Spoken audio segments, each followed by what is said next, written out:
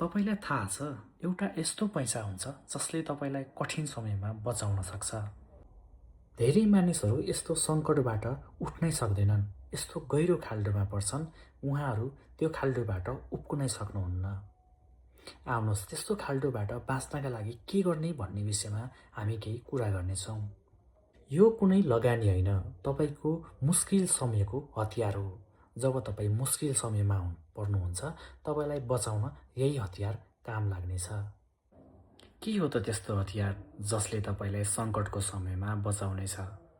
त्यो हो emergency fund. तपाईँले जुन तपाईँको खर्च हुन्छ त्यसको 3 महिनादेखि 6 महिनासम्मको खर्च तपाईँ यदि जोगाएर राख्नुहुन्छ भने त्यही नै तपाईँको मुस्किलको घडीमा बचाउने हतियार हो, जसलाई इमर्जेन्सी फन्ड भन्छ।